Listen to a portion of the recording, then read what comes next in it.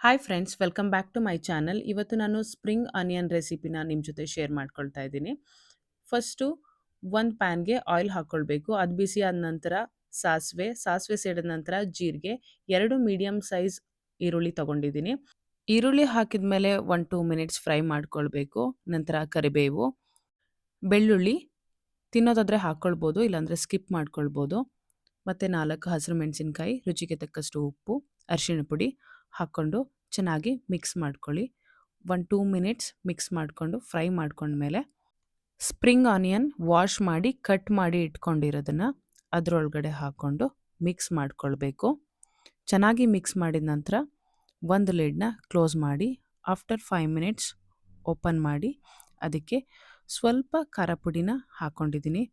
ನಿಮಗೆ ಖಾರ ಕಮ್ಮಿ ಆಗಿದ್ದರೆ ಖಾರ ಪುಡಿ ಹಾಕ್ಕೊಳ್ಬೋದು, ಇಲ್ದಿದ್ರೆ ಏನು ಬೇಡ. ನನಗೆ ಖಾರ ಬೇಕು ಅನ್ನಿಸ್ತು, ಅದಕ್ಕೆ ಸ್ವಲ್ಪ ಹಾಕ್ಕೊಂಡೆ. ಮತ್ತು 1-2 ಮಿನಿಟ್ಸ್ ಲಿಡ್ನ ಕ್ಲೋಸ್ ಮಾಡಿ ಓಪನ್ ಮಾಡಿ ಅದಕ್ಕೆ 2 ಮೊಟ್ಟೆನ ಹಾಕ್ಕೊಂಡಿದ್ದೀನಿ.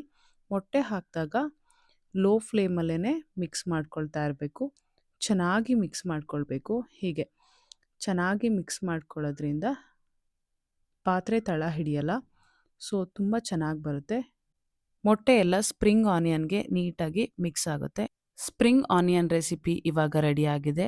ಸ್ಟವ್ನ ಆಫ್ ಮಾಡ್ಕೊಳ್ಳಿ, ಲಿಡ್ನ ಕ್ಲೋಸ್ ಮಾಡ್ಕೊಳ್ಳಿ. ಇದನ್ನು ಚಪಾತಿ ಜೊತೆಗೆ, ರೊಟ್ಟಿ ಜೊತೆಗೆ ಸರ್ವ್ ಮಾಡಿಕೊಂಡ್ರೆ ತುಂಬಾ ಚೆನ್ನಾಗಿರುತ್ತೆ.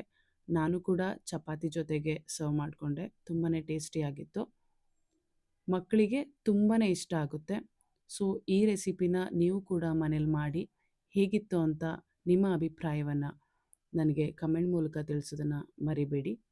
ನನ್ನ ಚಾನಲ್ನ ಯಾರು ಸಬ್ಸ್ಕ್ರೈಬ್ ಮಾಡದೆ ನೋಡ್ತಾ ಇದ್ದೀರಾ, ಸಬ್ಸ್ಕ್ರೈಬ್ ಮಾಡ್ಕೊಳ್ಳಿ, ಲೈಕ್ ಮಾಡಿ, ಶೇರ್ ಮಾಡಿ. ಇನ್ನಷ್ಟು ಒಳ್ಳೆ ರೆಸಿಪಿ ಮತ್ತು ಒಳ್ಳೆ ಕಂಟೆಂಟ್ಗಳ ಜೊತೆ ಸಿಗೋಣ. Thank you.